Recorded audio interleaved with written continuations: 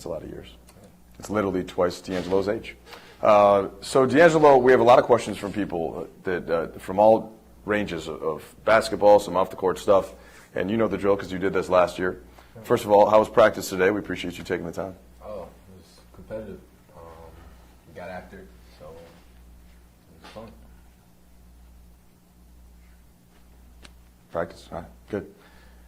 Let's start with King Rod 202 D'Angelo, and the question is, what team did you grow up rooting for?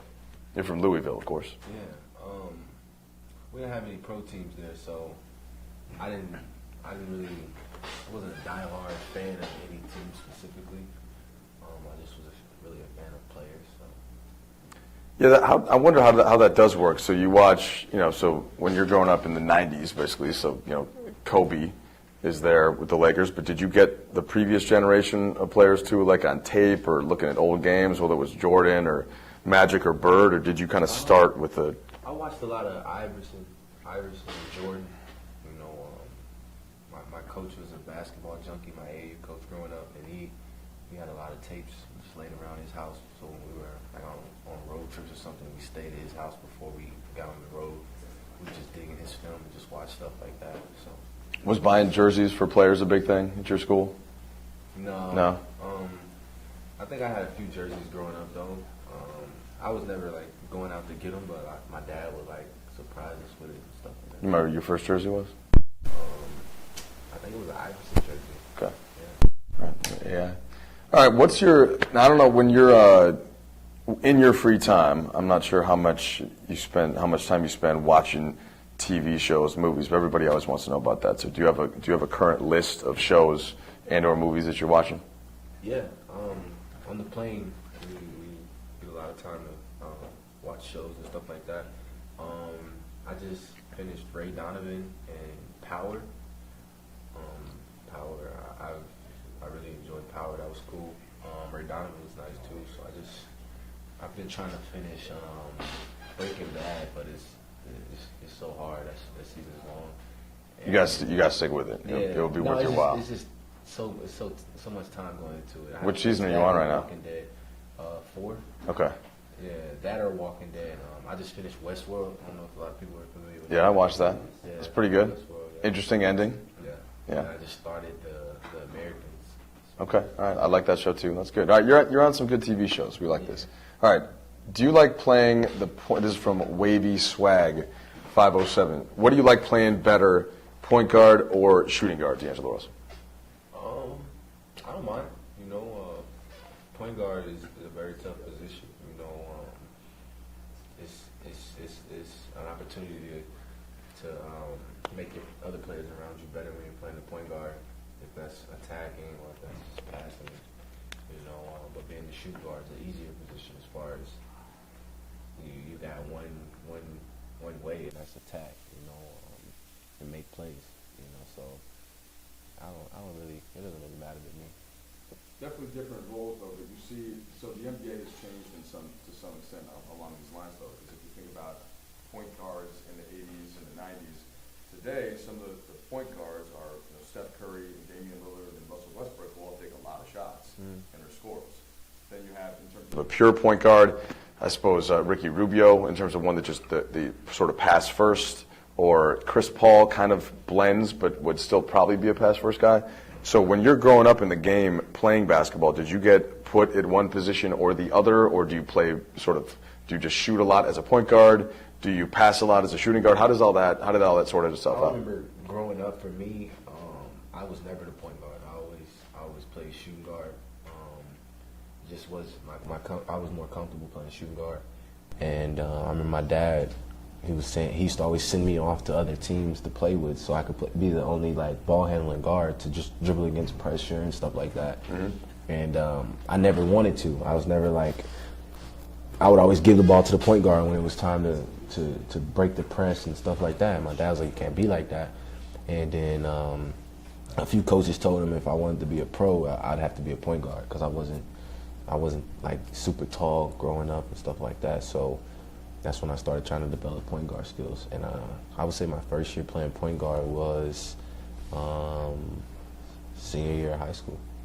That is interesting because now you look at the league and what coaches are doing with the point guard position, and James Harden is now playing point guard, basically where he's got the ball the whole game and initiating everything at screen roll. And you got Giannis Antetokounmpo, who you just saw, who is, I don't know if you would describe him as a point guard. I keep having to use the air quotes because these things are getting muddled. Yeah. But when you do you feel like the experience that you had growing up in that has now, will you sit down with the coaches and think, oh, okay, well, if I'm thinking like a point guard, then I would have run screen roll this way versus if I'm thinking like a shooting guard? And how does all that happen?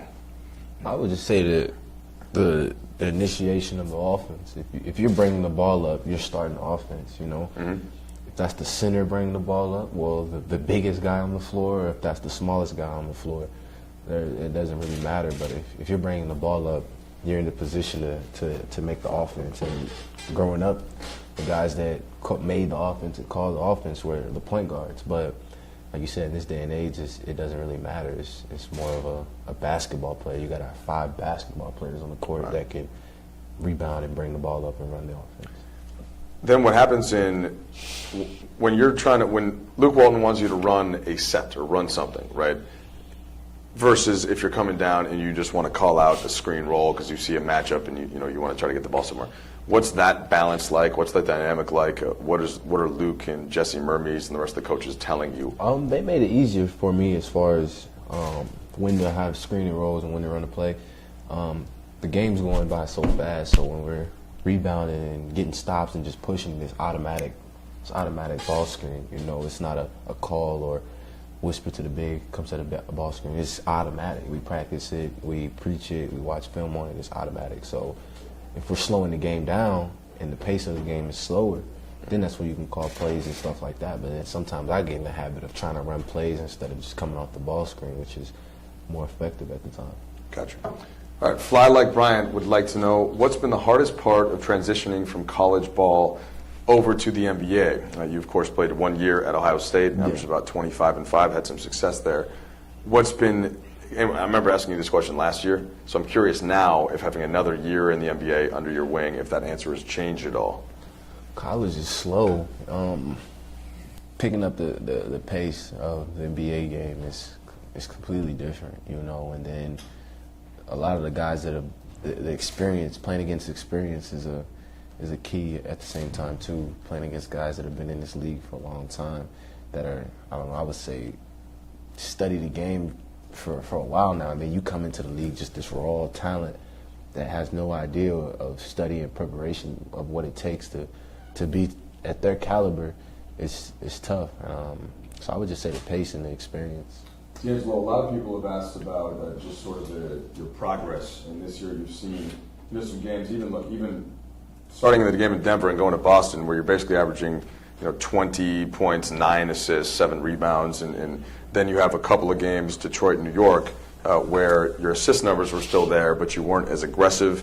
How would you describe what it's like just trying to establish consistency and having some really good games, and then having other games where maybe some other players have the ball more? What does the ebb and flow of your season look like for you, and how do you think about it?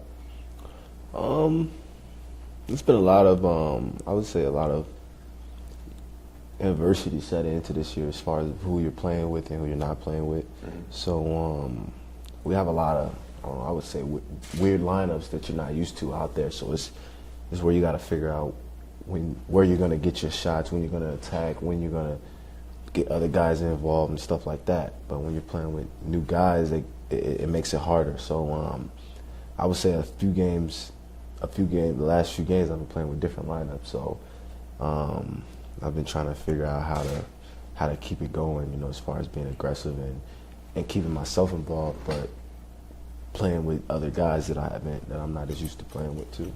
All right, that makes sense actually, because so in New York, that's when Ingram went into the lineup, and he was playing with the second unit a little bit more like a point guard, where he had the ball in his hands and he was initiating more. Mm-hmm. So then you had been doing that mostly with the starters. So if he's playing, then even just not that it's just you and Brandon, but you and Brandon then have to figure out, okay, who has the ball when, who's going to attack when, right? Is that part of what you're getting at? Yeah, but it's also easier too because both of us rebound, at our position. So whoever gets the rebound just like I said, back to what I said previously, whoever gets the rebound initiates the offense, and I like the rebound. He likes the rebound, so we just Go ahead. It just makes it easier, whoever gets the rebound. Same thing can happen with Julius sometimes too, where if he gets the ball, then he likes to go up and initiate offense. So that's the stuff that you guys are still working to figure out. All right, underage Frank, a shoe question. We always encourage shoe questions. What is your favorite shoe of all time? I gotta go with Jordans. Jordan 14s. 14s, okay. I'd probably go Jordan 5s. You have a pair of Jordan 5s? I'm not. I know it. I'm not like that big on shoes. I get them mixed up, but I'm familiar with what a Jordan 5 looks like. I'm trying to remember what the Jordan 4. Oh yeah, okay. See, I have to do that too. I know most of the Jordans, but this is the. No. No. This is a good video because people can see what I'm. That's a 13. Oh, that's a 13. Okay, I came up with it. Yeah. Wait, hold on. Yeah. Oh, okay. Yeah, you have some of them. Yeah, those are some of the ones. Yeah, you wear. those are my guys. All right, got it. D'Angelo, at this point in your career, you're 20. You have some NBA experience in you, but you got a ways to go. What's the biggest thing you feel like you have to improve? It says Tibbs 9/11. I don't know if that's Tom Thibodeau. I don't think he's on Twitter though. So much, you always want to sharpen up your tools that you're already considered good at, but I don't know. I want to get stronger. Being stronger at this level gives you I don't know. It puts you over the edge as far as in your position. If you're stronger than the next guy that you're competing against, it kind of gives you more leverage and an advantage. So that's really my main focus. But like I said, experience plays a ton in this league. First year guys. I mean, a lot of guys get it right away, and you see the future right away. And then there's some guys that take a while, and that's their route. But just experience plays a lot. Yeah, I had a radio topic with Michael Thompson the other day about if you look at the current All-Star point guards, it took them usually 4 or 5 years, sometimes 6 to get to that point. Even Steph Curry, came into the league, but it took him until that time. Kyle Lowry was kind of a late bloomer in that sense. Mike Conley, you can kind of even Lillard came in Rookie of the Year, but he still hasn't gotten to the actual All-Star game. So it's actually last year I called in, but it's gotten to that point. But when you're on the court with these guys, how do you feel like you're competing even with the guys that are currently All-Stars, and what do you see your path to be in the next couple of years? I mean, it puts a stamp over their heads. You play against those guys, you know that they're All-Stars. You know what they're I don't know what they're capable of and stuff like that. But I would say being a young guy in the league, you've watched all these guys develop. You know what I'm saying? It wasn't like that you missed their steps to being to where they're at now. You watched it, so as you were watching, you're like, when I play against them, I'm gonna do this, I'm gonna do that. And then when you get out there and play against them, it might be something completely different. But then I would say as time goes on, you look back and it's that simple. Just competing and use what you got versus what they got, and may the best man win. You talked about strength. Do you mean physical strength, just upper body, lower body? Because your skill set, that's something that you've had with the shoot, like the simple things, dribble, pass, shoot. Right? Those seem to be you can do those things. Yeah. But it's just physical in terms of getting in the weight room, eating. That's the type of thing that you think you need to take a step up. Just taking care of your body is the main thing as far as eating the proper meals. I don't know. That's really the main thing right there. Eating the proper meals, getting the proper amount of strength and conditioning in a day or a week, and just really capitalizing on that. All right, and look, something I talked about to Luke Walton about a couple of weeks ago was you've had the injuries have interrupted both your progress and the team's progress. You start 10-10 right around the time that you and Nick Young go down for a couple of weeks.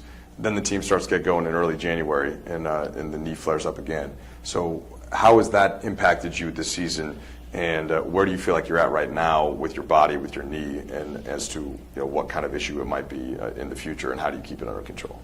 I mean, injuries aren't something you can really control. and you try to do research on what goes into injuries and stuff like that. But something you can't really control. But that's why you got the amount of talent you have on each team, guys. It gives guys the opportunity to step up. But I mean, I feel fine now.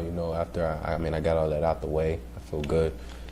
Going into the second half of the season, the All-Star break right around the corner. That's going to be a great opportunity to rest and recover. But I feel good going into the second half. Yeah, so you felt better these last couple weeks than where you were? Yeah. Oh, that's good. All right, Mr. Bugatti Mark would like to know, D'Angelo, why are you wearing the jersey with number 1 on it? Are there any particular reasons? How'd you choose your number? Honestly, this is probably the first jersey number that I got, and I didn't have a reason behind it, honestly. Number 1 was, Lakers franchise has a lot of retired jerseys, you know, so one was, I would say, one of the jerseys that I was like, cool, I'm going to go with it.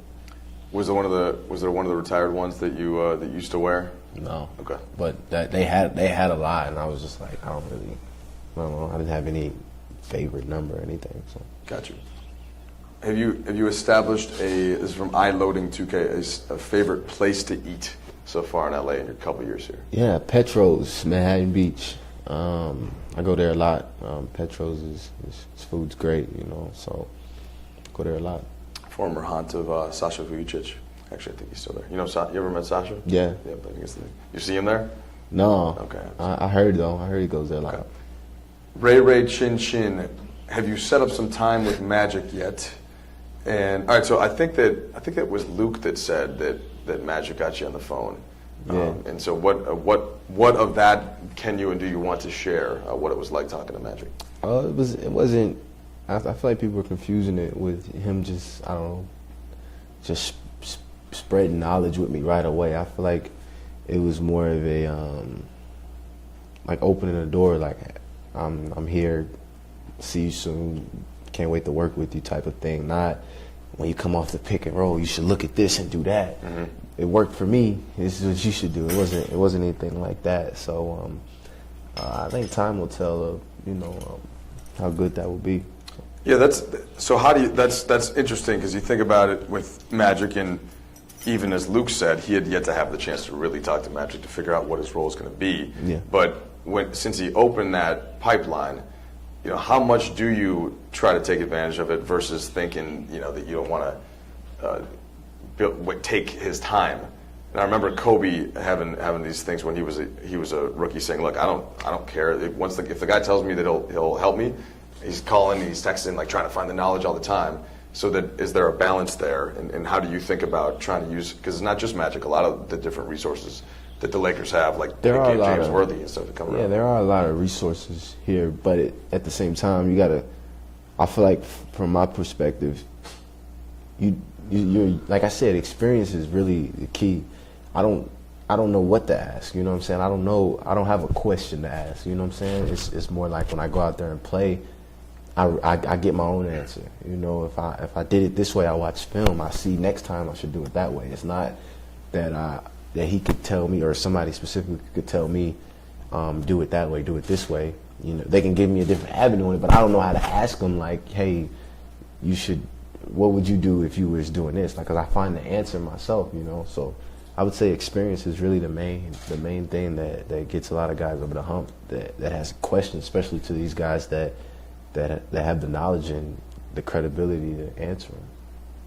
So you trust your own experience and what you're playing the most, and you kind of count on that. You definitely have a lot to learn. Don't get me wrong. Yeah. It's just like me being 2 years in, I don't really know what to ask. You know what I'm saying? I feel like as far as me being a few more years in, and my questions would be more direct, but I don't have any specific questions to those guys. Question from Nader 25. What do you think the Lakers need to become a championship or a playoff team, D'Angelo? That's a tricky question. I think with the talent that we have, we're capable. I just think we need to, spend more time together as far as playing, practice time and playing time, and just time will come. I don't think it's anything specifically right now that we need. After practice about an hour ago, I was talking to one of the assistant coaches, and about the power of continuity in the NBA. And if you look at the teams, they're at the top of the standings for the most part. Every once in a while, there's an exception. These are all teams that have been together and grown together. Yeah. The coach has been there. They have the same system. What about being on a team like this with new coaching staff, with new young players? How do you see that actually play out in a challenge, and why does it make it tougher to win on certain nights? It's something you got to stick with. You can't really get bored or tired of the process of winning. You're trying to get there. You're trying to be one of those top teams in the league. We're not there yet, but we're trying to. So it's something that when we have a bad night or something like that, we can't go pointing fingers and being young and immature about it. It's something we got to just stick with, And then when we play well, we can't get too high on ourselves. Like, all right, we're there. This is what it is. Because then we could come out the next game and not show up, So it's something that you got to stick with the same routine, going in and out of each game, taking every practice time serious and stuff like that. D'Angelo Russell is joining us again as the Lakers and Toyota suit up together, as they have for 40 years. And D'Angelo, there's a question here from DubDub187 that dovetails into something I want to ask you about also. But first, what individual goals do you have for yourself in your career, if you think about it in that context? Individual goals is a very broad question. Yeah, it could mean, do you want to think about all-star games or just titles or just, numbers? I would say titles is something that you can really pride yourself into as far as being part of it, being on a team that rebuilds and goes through the process of trying to figure it out, winning. I mean, you go through losing and stuff like that, and then you figure out winning. I feel like that's the beauty of it, figuring out how to do it, and then coming in and just doing it every chance you get, and then titles and stuff are at your reach, So that's definitely my individual goal as far as reaching that opportunity to get a title. It's consistent. I mean, I ask you a lot of questions after every game, and usually you do steer it towards that team aspect of it. So I haven't heard you actually mention that type of a individual pursuit. But that's why. So a narrative, and I don't know if it's fan or media driven or whatever, player driven, coach driven, is okay.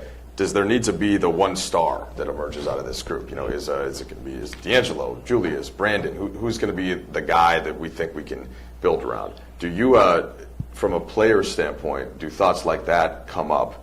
Do you think about how people can evolve and if your teammate's going to be this or that? How do you generally approach a question like that, and if it matters? I don't really. I don't think you need it. I hope everybody in the locker room feels like they're the guy.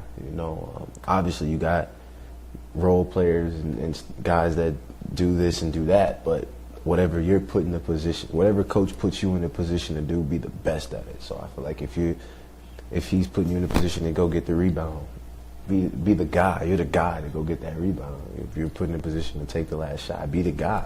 Come up, step to the plate, and make it happen.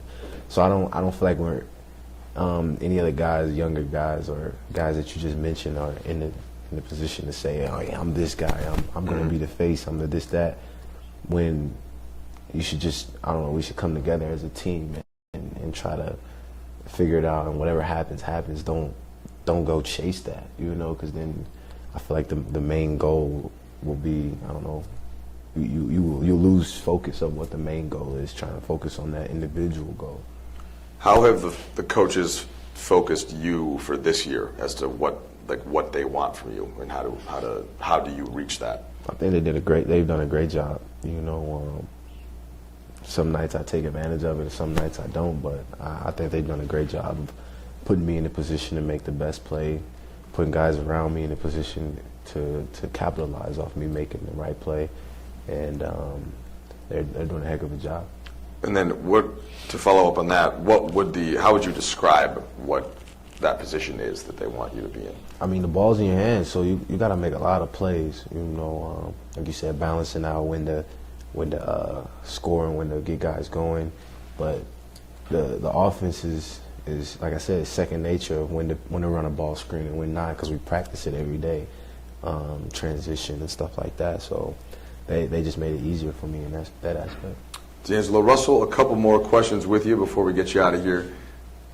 Last year I think you answered this question saying that maybe baseball, but what would you be doing for a living if you weren't in the NBA? Did you say baseball last year? I don't remember. Yeah. I would say baseball because I'm getting nods in the back that you said baseball. yeah, it's a lot of money in the baseball. So yeah, I'd probably do baseball. From the home of the Louisville Slugger and all that. Yeah. You grew up playing baseball. What position would you have been? Pitcher. You pitcher. I 6'5" lefty. Yeah, that'd be nice. You know what? You probably got a little curveball in you too. You got some like. That was false advertisement. If I got another chance to do that, I think I'd let it rip a little bit. You know. So. Okay. All right. Got you. Do you have a favorite album right now? D.S. Gurn. Favorite album. Favorite album. Oh, I mean, I think I'm setting myself up for disappointment here. But remember how I asked that you listen to the Trout Northwest album? I never got on it. I'm not really a fan of. No, I don't want to hurt anybody's feelings here. You better be careful if you're going to come at Tribe right now. No, I ain't saying nothing about Tribe. Good. I don't know who that is. I heard of it, but I've never listened to it, so I'm not going to criticize it. I haven't gave it an opportunity, but it's painful. I don't go back and listen to music. That's what I'm saying. I don't really go back and listen to music that wasn't in my time. That's what I'm saying. Do you not think you can learn things from the past and or be entertained by things from the past? I'm going to sound like the old guy. No, I definitely think you can, but I don't. It just hasn't come up yet. It just doesn't interest me, honestly. So keep moving it in my way, my wave. You got to do what's best for you. I'm trying to say that this is some good stuff. Now, this album though came out this year. That's what I'm trying to tell. Like, you don't have to go back and listen to all the old Tribe stuff. I'd just be curious what you thought of it. I'm not saying you have to like it. Just be curious. No, I'm just saying you said it came out this year, and I didn't know. But I'm being pushy anyway. So what's your answer? What do you listen to now? I'm a Travis Scott, Uzi fan. They've been holding their music a little bit. Bryson Tiller too. You know, but they haven't. They've been featuring on a lot of songs. I like when they put their own music out. And I mean, I'm a J. Cole fan too, but he kind of went a different route with things. That new album is pretty good. Yeah, he kind of went a different route with things. I'm not saying it's bad, but our camera guy Paul's dog is named J. Cole. Who? Paul's dog. Oh, that's nice.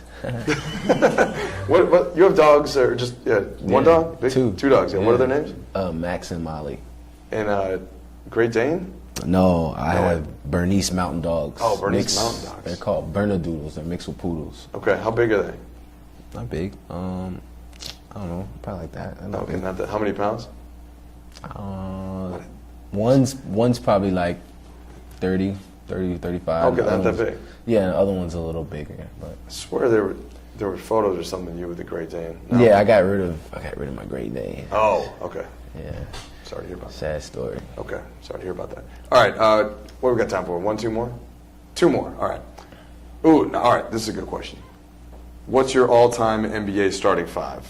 Now, well, we've just established with you don't like to go back, so I'm a little, you can't just start with like AI and Kobe and, Well, I'm not going to say anybody that's playing now, though. Oh, so then say all retired players, if you want. All retired players, all right. Point guard. Magic. Sure.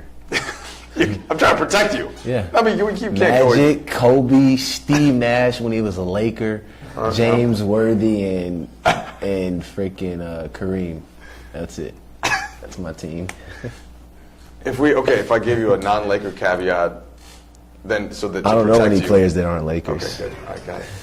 I wasn't trying to say you had to pick all Lakers. No, I just don't. It won't register. I don't know any players like that. Gotcha. Good. All right, finally. Oh, okay. This is a good question. Two questions on this from Turb 13 and then Victor 6, because I think Luke for the first time kind of talked about your pregame routine and you told us about it in practice. Because the questions were, do you have any pregame rituals? Last year at this time, you had yet to have a routine. So what was the routine, or I guess what is it, and how do you like it? How do you think it's been helping so far?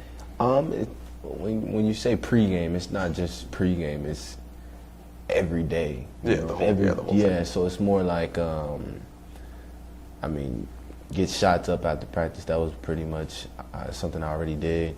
But the certain shots that I got and the certain shots that I was taking, I would watch film, like the same, like specific film on who I was playing against. I mean, I'm still doing it, you know. I would get the same weight routine in. I would eat a meal at this time, take a nap at that time, wake up, eat at this time, leave my house to head to the game at this time to give me enough time to prepare, you know, for the game. Yep. Specific stretches, specific rehab before the game, stuff like that, just to get mentally prepared and physically prepared for the game. It was just the same process, same routine going into every game, and it played out well for me. Folks, it's D'Angelo Russell. Thanks so much for your time, D'Angelo. I know you want to get home. You had a tough practice, so Yeah. appreciate you hanging out with us, man. We'll be back next month with another player. Again, Lakers and Toyota partnering up together for 40 years. We'll see you guys next time.